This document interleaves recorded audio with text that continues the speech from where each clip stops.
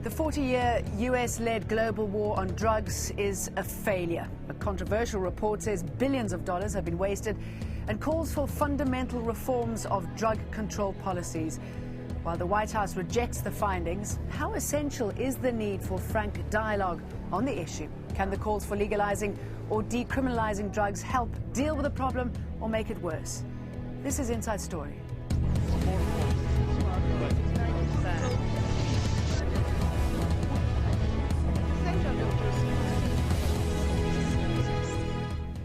Hello and a very warm welcome to the programme. I'm Jane Dutton. Drug taking is on the rise and more people are dying because of it.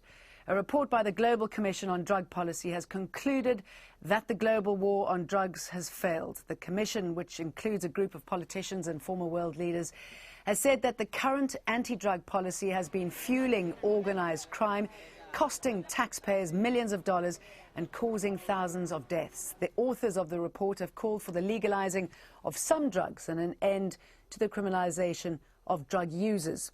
They also criticized governments that claim the current war on drugs is effective, but the White House rejected the findings, saying the report is misguided.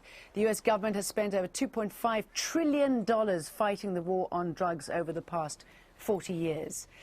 Now, the authors of the controversial report say that the repressive approach to drugs by some governments is actually contributing to the rise in usage. The report cites UN estimates that opiate use has increased 35% worldwide from 1998 to 2008.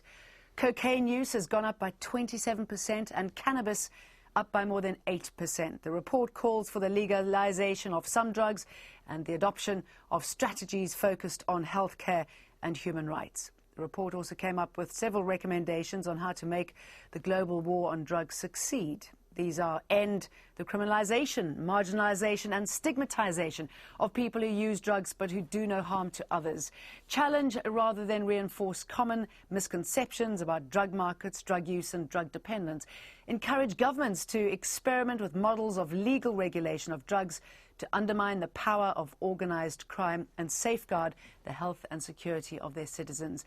Offer health and treatment services to those in need. Invest in activities that can prevent youth and at-risk groups, such as gang members, from taking drugs. Focus repressive actions on violent criminal organizations in a way that undermines their power and reach. Joining us now are our three guests to discuss this big subject. In Glasgow, Neil McKeganey, he's a professor of drug misuse research at the University of Glasgow. In London, Steve Rolls, a senior policy analyst with Transform Drug Policy Foundation. And in Amsterdam, Guks de Wit, an addiction therapist and a former official at the Amsterdam Municipal Health Service. Welcome, gentlemen, all three of you. Mr. Rolls, do you agree that the war on drugs is a failure? Yeah, I think it's pretty self-evident. I mean, this is a policy that's been around for half a century now. It had a fairly explicit aim of reducing or eliminating the production, supply and use of drugs. And every year, every one of those 50 years, we've got further and further away from that goal. So in its 50 years, it's been a staggering failure on its own terms. But it's also worse than that. It's created a raft of secondary problems. The conflict, the crime, and the insecurity associated with this vast illegal trade controlled by violent criminal profiteers. It's also fueled ill health and caused suffering across the world. So yes, it's long overdue that we have a sensible discussion about not just critiquing that policy, but looking at alternative policies that might do better. And on that basis, I welcome this report as a valuable contribution to that debate. What do you make of the report, Mr. McKeganey? Well, I think it's dangerously idealistic, to be honest. It doesn't surprise me that the White House have rejected it. Indeed, I think it's striking that often the most vocal voices calling for legalisation come from people who live furthest from the drug problem themselves. If you go to communities that are profoundly damaged by the drug problem, you rarely hear people in those communities calling for the legalisation of illegal drugs. What they call for Neil, is robust enforcement and effective planning. OK, well, let's go to one of those communities. Let's go to Mr. de Wit. You work very closely with drug addicts. I mean, do you agree that those who are affected by this don't believe in the legalization of drugs? Well, often when you ask individual drug users how they think about legalization, you will often hear that they are not for that because they have their problems. Like you also see that if you ask alcoholics from the AA, they always say, yeah, you have to quit drinking alcohol completely. But I don't think they look at the big line from this whole issue. And I'm very glad with the outcome of this report, because this is a very good thing to start with. For example, to start with legalization soft drugs. Mr. McKegney, what about regulating and taxing drugs? Is that an option? No, I mean, I don't think our governments, or indeed any government, should be in the business of regulating a currently illegal drug market. I think our governments have to, and largely do, commit themselves to trying to tackle this problem with varying levels of success. But I don't think those variations in success lead to a council that the governments themselves should be engaged in the business of regulating a drug market. Indeed, if you look at the regulated drug markets for alcohol and tobacco, what you see there are not well orchestrated markets. You see governments struggling actually to contain drug and alcohol problems. But so why I don't not think make there is money a out of it? template there for governments. Well, actually, I think that's probably a desperately cynical response. Why not make money out of people's drug addiction? Why not actually invest in services that are most adept at getting people off drugs? Why not invest in forms of community support that reduce the likelihood of young people starting to engage with illegal drugs in the first place? Neil, the report I think the very idea clearly of calls for making that. money... It does call for that, but actually, that is not that is not the top line message coming through on this report. The top line message coming through on this report Yes, it is. No, is that we should liberalise our drug headlines. laws. You need to read the report. I have read the report, and I'm message. telling you that the flag line message on this report is to liberalise drug laws in most countries. That's what is going to attract most attention. They don't use that and word. That, to me, is a dangerously idealistic. Give us the wording, Mr. Rolls. I'm not saying that they do. Sorry. Give us, Mr. Rolls, what is the question? wording? What is the wording? What do you think that the report is actually saying? They call for a paradigm shift away from the punitive criminal justice enforcement-led tenets of prohibition and the war on drugs that we've had for 50 years towards a pragmatic approach that's rooted in public health and human rights. And there's no talk of liberalisation per se. But Steve, that is exactly what liberalisation is all about. You use the word pragmatic, but that, to all intents and purposes, it is liberalising and legalising various forms of drug use. What do you think about that, Yeah, Mr. because the evidence suggests that will deliver better outcomes. That's what pragmatism means, and unashamedly, that's something that we should all be supporting, and that's what governments do. I mean, and on the issue of regulating risky products, I think it's an important point to make that government regulation of risky products and risky behaviours and activities is what governments do. It's absolutely the norm for almost all spheres of life. And having a blanket prohibition of a particular set of behaviours administered by the criminal justice system, by the police and the military, is actually a radical departure from almost all the norms of social and public health policy in almost all other spheres. It's not exploring the evidence for decriminalisation and legal regulation is not radical. It's not extreme or sort of a fringe idea. It's actually very much normal. It's blanket prohibition. Okay, let's take this to Mr. DeWitt. Mr. DeWitt is trying to say something. That's the radical position. Mr. DeWitt? I agree that. Yes, I agree. I agree with that very much, and I understand if you talk about a pragmatic approach. That let's say that you first look at the financial aspect. If you see how much costs there are lost with the war on drugs and how much social trouble there are happening. For example, if you look to Mexico, 35,000 people killed last year in the war against drugs. How many people first there have to die before they start thinking about legalizing? I don't understand that at all. Like in Holland and in Swiss, there are medical prescription of heroin started. If you look to the outcome of these real investigation, it's it's working very well. And you see that the public, let's say the health of these individuals are getting much better, a lot better, because now they have a regulated life and they get their drugs on a normal way. Okay, and Mr. de Wit, can I just jump in here quickly? Tell us why the Netherlands decided to take this approach, what happened before, and the impact that it's had on a day-to-day basis. Well, honestly, it's like starting 30 years ago with the methadone prescription. They don't start because they are really very much interested in public health, but it's always the public order issue what is important for people. That's why they started methadone prescription, and that's why they started heroin prescription as well. But the outcome, on the other hand, is also very good for the individuals who are in these programs. So that is very good, and I think if you regulate it more and like decriminalization of drug abuse, that would be a lot better. Like spend more money to prevention. I mean, that's also important for alcohol misuse, and it's the same effect. Okay. You know. Okay, yeah. Let me put this to Mr. McKegan. I mean, the proof seems to be all around you. Even in Portugal, 2001, it abolished all criminal penalties for the personal possession of drugs, and a report that investigated the results of this 5 years later found that illegal drug use among teens in Portugal had declined, rates of new HIV infections had declined, the number of people seeking treatment for drug addiction had more than doubled.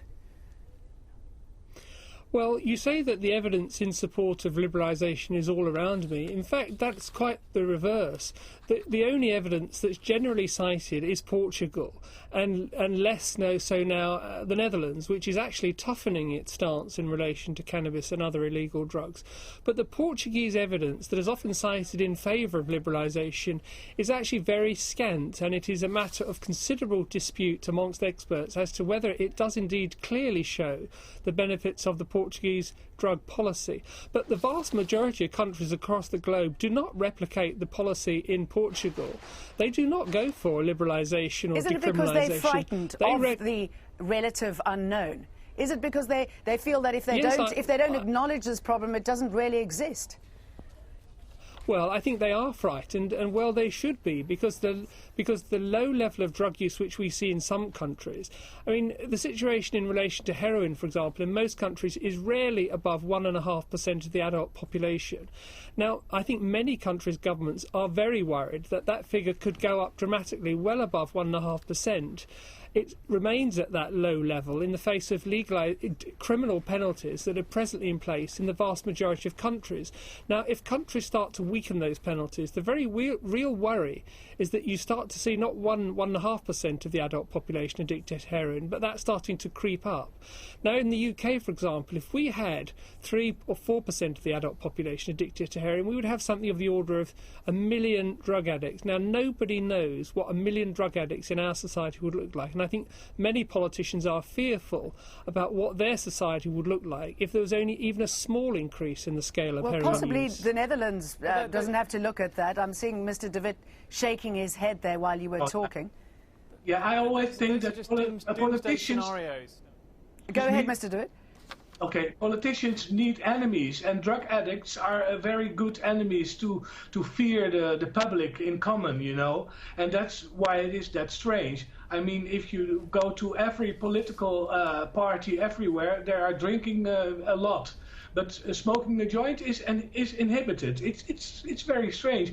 I will not say that people have to go on drugs, not even hard drugs. But if hard drugs, of course not. If hard drugs are for sale on the corner, I will not start buying cocaine or heroin. And that's why you should spend a lot more money and energy to prevention and learn children what they can do and what they cannot do and how to use it and how not to use it. And of course it's better not to use drugs, but some things you can do sometimes and you won't die from it. It's like normal use of alcohol. There is really, I worked a long time in this field. I've seen many drug users, and I know if you stay relaxed and you use it on a calm way, you can get old with every drug.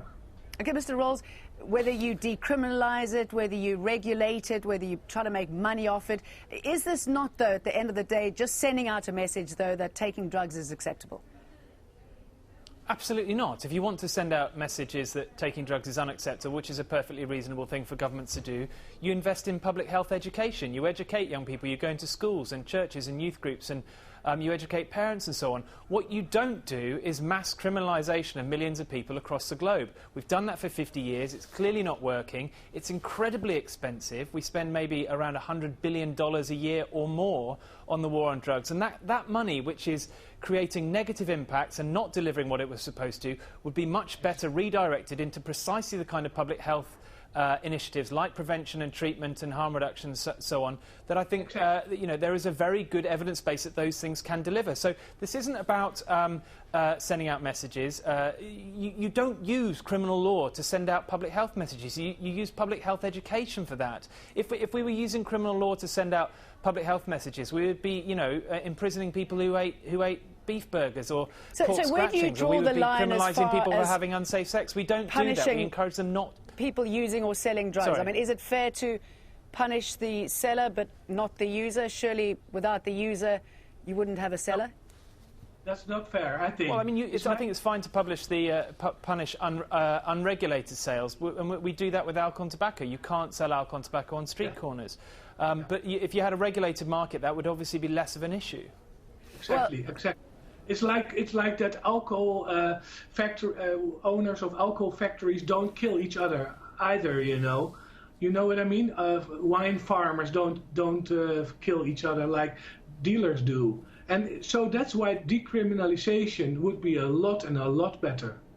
Well, Gil Kilikowski is the director of the White House Office of National Drug Control Policy. He has absolutely rejected the panel's recommendations and says this: drug addiction is a disease that can be successfully prevented and treated. Making drugs more available, as this report suggests, will make it harder to keep our communities healthy and safe. The legalization won't stop organised crime nor its rivalries and violence.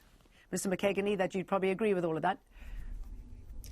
I do. I think it would be a dangerous set of proposals to liberalise and legalise. And quite frankly, the idea of heroin being available on street corners is an absolutely ghastly prospect. There are many communities that I come across who would not wish to see that happen. We're trying to take it off the street corners.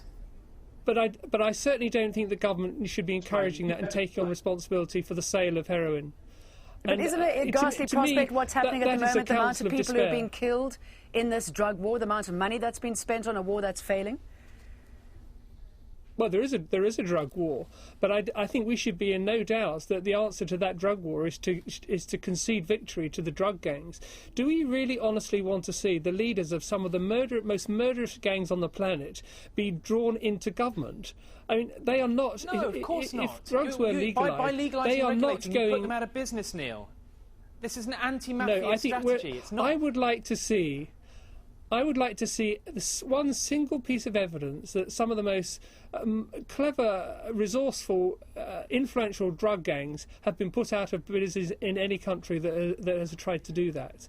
These are people who are enormously resourceful, and if they were not making money out of their current engagement in illegal activities, they would find some other way of doing it. So I certainly don't think legalising or liberalising drugs would be an effective way of putting these criminal gangs out of business. But the status quo clearly is not working. I mean, it's a disaster at the moment. How do you get the US to push for change? I mean, how do you get the US to open dialogue? Is it a disaster for the elections that are coming up?